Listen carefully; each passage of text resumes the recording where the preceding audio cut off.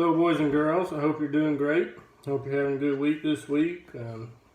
Staying cool and hot, and maybe getting to do some fun stuff.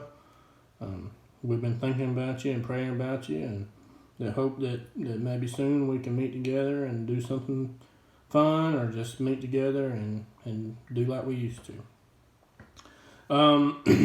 So if you've been watching our videos, you know that since Easter we've just been basically going in order of the events, what happened after Easter, after Jesus rose from the grave.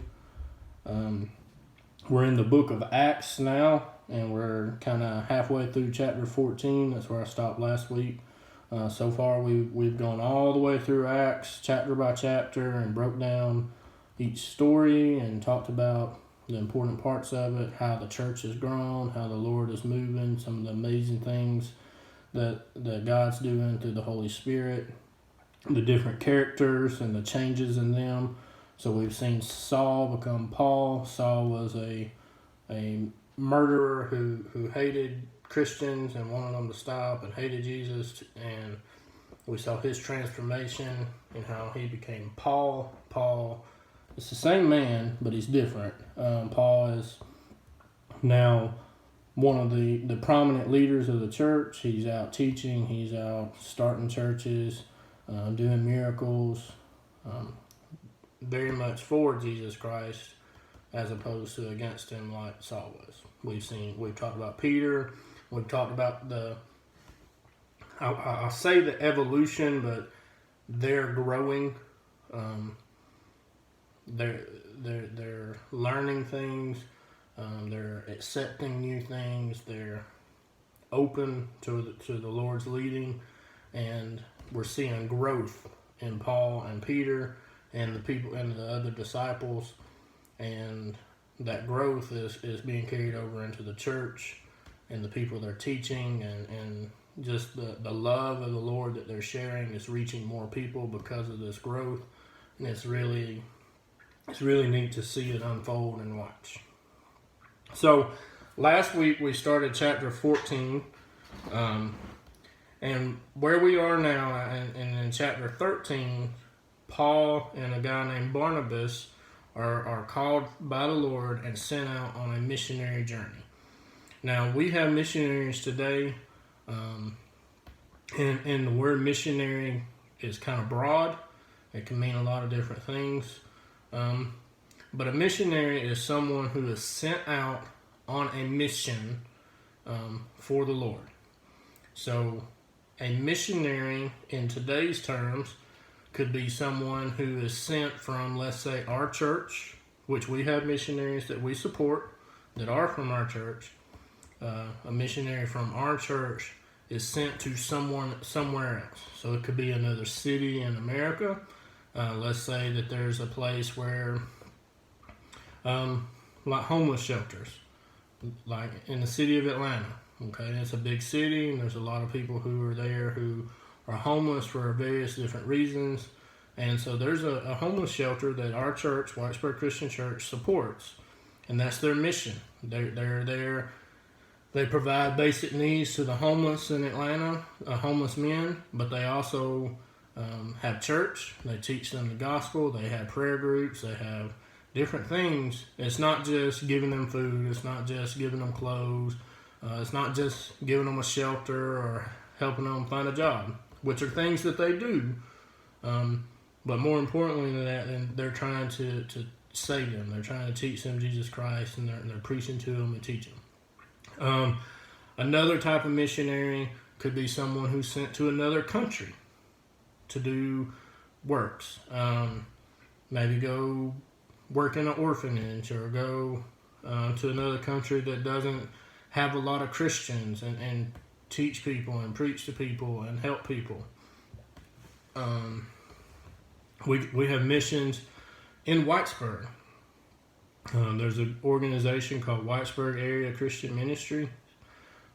It's founded by a group of churches in the Whitesburg area, and they do a lot of various different things. Food pantry, clothing, help pay some bills sometimes. There's a lot of different things, but so the word missionary is pretty broad. Okay, it can mean a lot of different things, but Paul and Barnabas are sent out on a mission by God. They're called by God and they're sent out on a mission, and this is their first missionary journey. Now, Paul has more than one throughout his ministry, and what they do, their mission is to take and spread the word of Jesus Christ, the good news, to as many people as far as they can. Now, a little technical stuff. During this time, the Roman, most of the country or the places that they go are ruled by Romans. Now, when the Romans took over these places, they set up a network, and as long as you were a Roman citizen, you could go anywhere into their territories. So you could go from country to country, or place to place, or state to state, or however you want to think about it, and you could do that freely. If you think about America, there's 50 states in America, and then there's some territories and things like that. And as long as you're an American citizen, you can go anywhere in the United States. It doesn't matter if you're in Georgia and you want to go to California, you can cross all those states to get there. And nobody's going to say anything about it. Nobody's going to ask you for a passport. Nobody's going to ask you for why you're going. Nope. You're an American, you can go anywhere in America. It's the same way. Well, Paul is a Roman citizen, okay? Which means that he can go anywhere in the Roman world, which is really good because he can take the word of Jesus Christ anywhere in the Roman world. And that's what he sets out to do. So in this first missionary journey, he and Barnabas set out, and they go from one place to another, okay? And when they go to a place, they maybe go to a big city, and they start teaching and preaching, and then people from those big cities take it out into the other areas, okay? And so they go from place to place, starting churches, preaching, teaching, doing amazing miracles, converting followers to Christ. And then when they leave, they have basically started a church.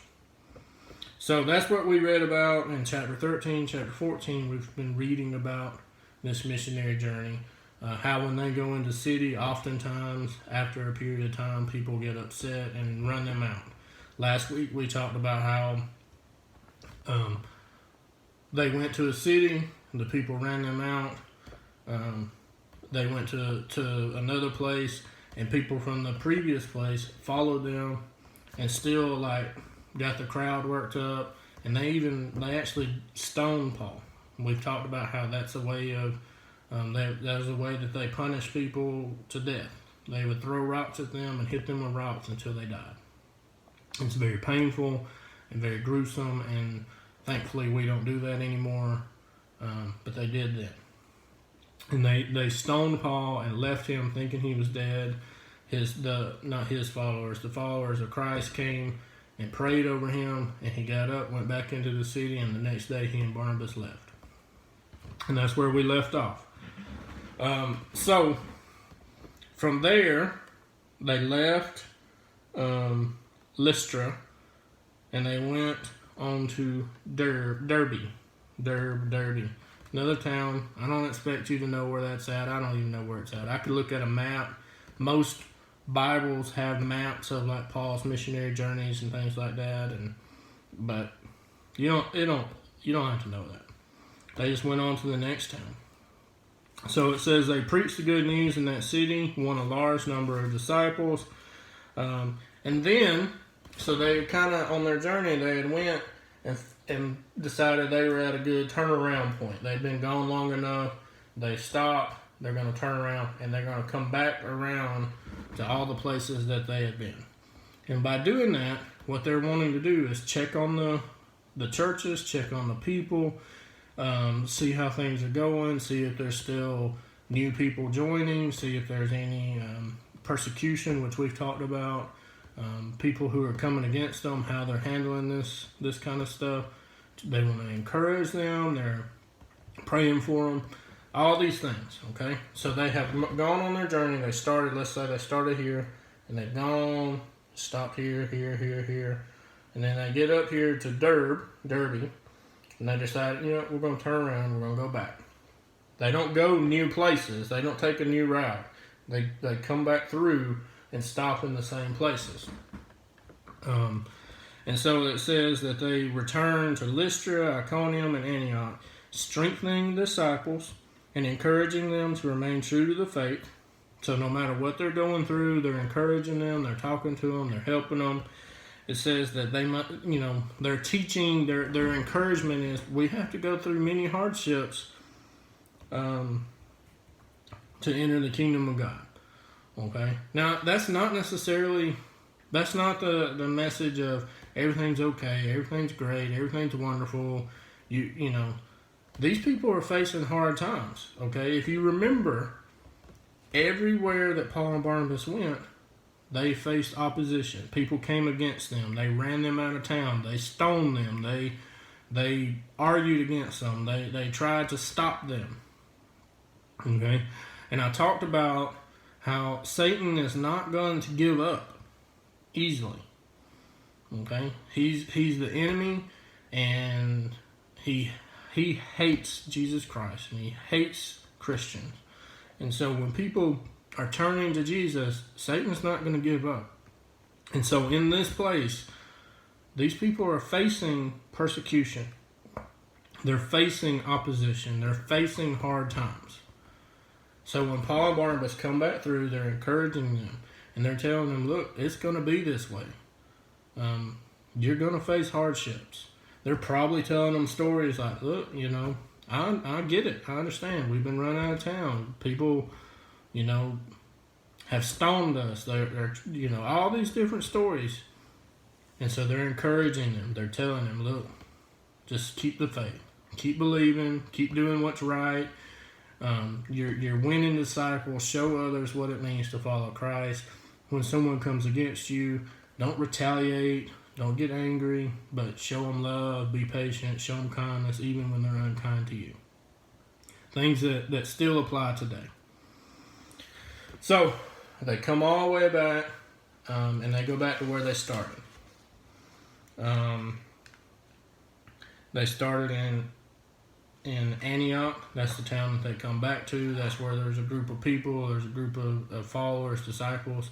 And so in Antioch, they gather everyone together, and they tell them all the things that have been happening, and they have a big celebration. They rejoice. Everybody's so glad. They're just so, they can't believe, hey, the word is being spread farther than we could imagine.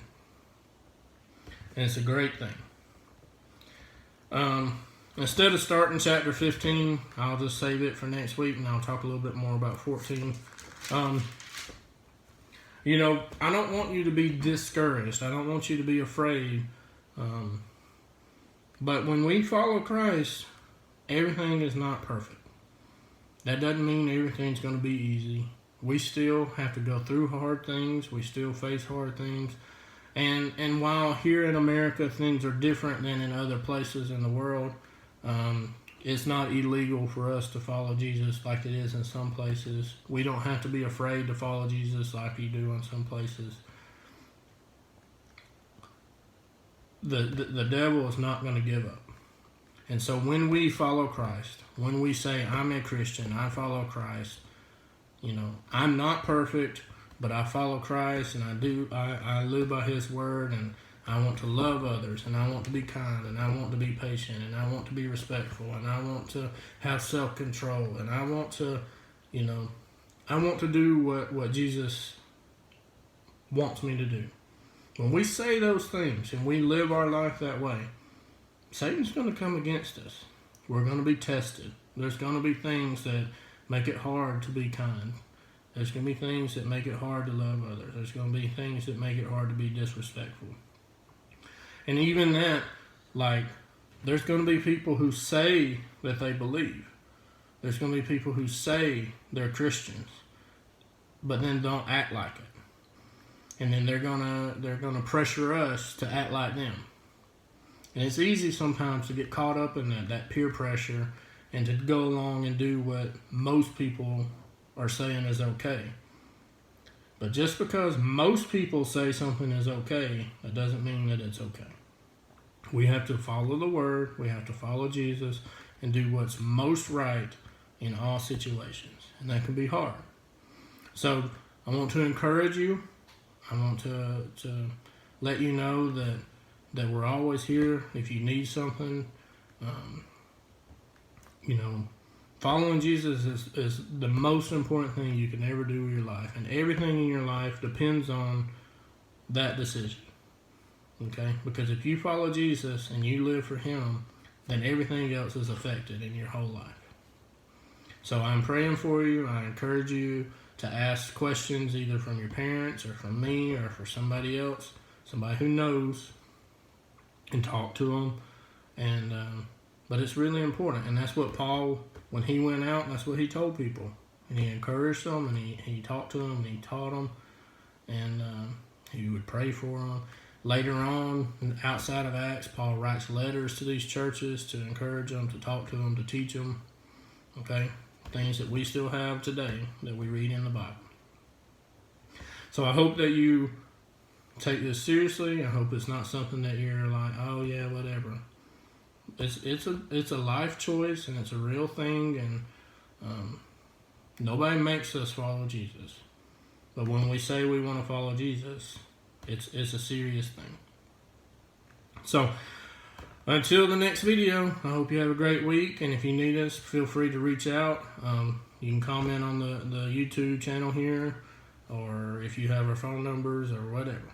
Hopefully we can meet together soon, but until then, we're praying for you, we love you, and we hope to see you soon.